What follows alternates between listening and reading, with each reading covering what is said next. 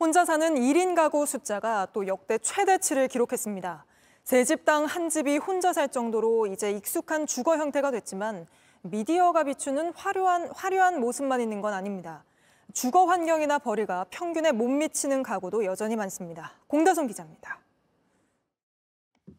20대 조명산 씨는 7년째 혼자 살고 있습니다. 가족과 좀 분리되니까 좀 스트레스가 줄어들고 취향에 대해서 좀 알게 되는 게 좀 또 다른 장점인 것 같아요. 통계청이 발표한 지난해 1인 가구 통계를 보니 조 씨 같은 나홀로 가구는 모두 750만여 가구, 전체 가구의 34.5%를 차지했습니다. 매년 꾸준히 늘며 해마다 역대 최대치를 경신 중입니다. 만족도는 높지만 책임도 뒤따릅니다.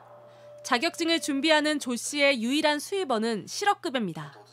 살 게 많은 것 같아요. 우아하게 파스타도 해먹고 뭐도 해볼까 했는데 그게 결국은 다 돈이었던 거죠. 지난해 1인 가구 평균 연소득은 3천만 원을 조금 웃돌았는데 전체 가구 평균의 절반에도 못 미쳤습니다. 20대 사회초년생이나 고정 수입이 없는 고령층의 비중이 큰 영향으로 풀이됩니다. 또 다른 1인 가구 용수빈 씨는 여가 시간에 주로 스포츠 중계를 보거나 스트리밍 서비스를 즐깁니다.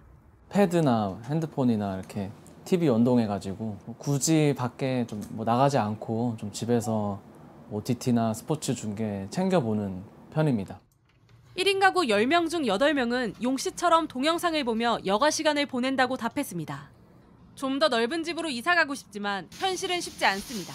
작은 공간에 있는데 집값이 저렴한 편은 아니거든요. 큰 공간으로 이사를 가는 부분에 있어서 섣불리 이렇게 결정을 못 하겠는.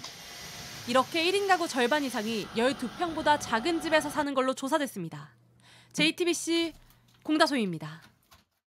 불경기와 고금리 상황이 계속되면서 학자금 대출을 제때 갚지 못하는 청년들이 4년 만에 7배나 늘었습니다. 취업의 문턱은 높아진 데다 이자 부담은 더 커지면서 청년들의 삶은 더 팍팍해지고 있습니다. 김도훈 기자입니다. 대학때 학자금 대출을 받고 지난해 취업에 성공한 이욱빈 씨. 취직만 하면 바로 대출을 갚을 수 있을 것 같았지만 생각보다 쉽지 않습니다.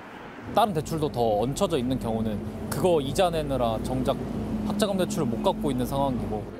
지난해 학자금 대출을 갚지 못한 청년은 4,700여 명으로 4년 만에 7배 늘었습니다. 같은 기간 갚지 못한 돈도 6배 가까이 불었습니다. 특히 금리가 본격적으로 오른 재작년과 작년 사이 학자금 대출을 갚지 못한 청년은 2배가 늘었습니다.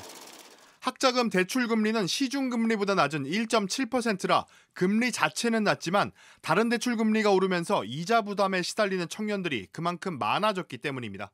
학자금 대출 말고도 이제 다른 생활비 대출이라든지 이제 그것들이 계속 변동금리다 보니까 금리가 오를 때마다 이제 부담 가는 금액이 좀 더 많아지는 건 사실이죠.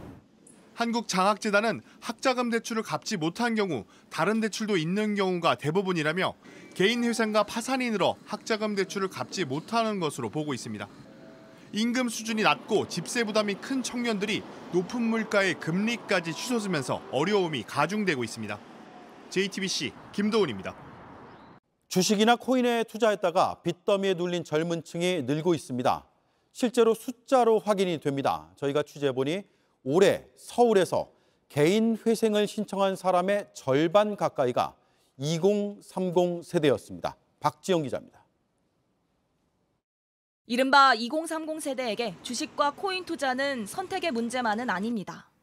부동산이나 이런 걸로 해서 돈을 벌 수 있는 희망 같은 것 자체가 없기 때문에 오히려 주식이나 이런 코인 같은 데 투자를 할 수밖에 없는 상황이라고도.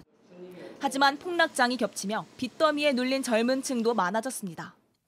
올해 1월부터 6월 사이 서울회생법원에 접수된 2030 세대의 개인 회생 신청 건수는 전체의 절반에 가깝습니다. 이전과 비교해 더 늘었습니다. 회생이란 고정 수입이 있는 사람들이 일정 기간 빚을 잘 갚으면 나머지 빚은 없애주는 제도입니다. 취재진은 개인 회생에 대해 그동안 법원이 내린 판단을 살펴봤습니다. 인천지법은 주식과 코인으로 5천여만 원을 잃은 사람에게 회생을 허가하지 않는다고 결정했습니다. 주식과 암호화폐 투자가 사행성이 있는 행위라는 이유에서입니다. 재판부는 회생을 받아들이면 경제관념에 어긋난다며 도덕적 해이라고 봤습니다. 반면 신청을 받아준 사례도 있었습니다.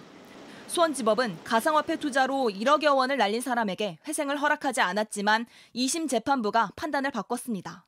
빚을 진 이유가 가상화폐 투자라고 해서 회생 신청을 못하는 건 아니란 취지입니다. 법원 판단이 엇갈리면서 최근 서울회생법원은 기준을 내놨습니다. 코인이나 주식 투자로 날린 돈을 당장 갚으라고 하는 건 지나치다고 판단해 이미 잃은 돈만큼은 갚지 않아도 된다고 봤습니다. 일각에선 비판도 나옵니다. 그 사람들은 다 리스크를 안고 투자를 했던 건데 그거를 왜 보호해주는지는 잘 모르겠어요. 법원 측은 엄격한 기준을 통과한 사람들에 대해선 잃은 돈까지 갚으라고 할 수는 없다고 설명합니다. 빚더미에 시달리는 사람들의 빠른 사회 복귀를 돕는 회생제도의 취지를 감안해야 한다는 겁니다. JTBC 박지영입니다.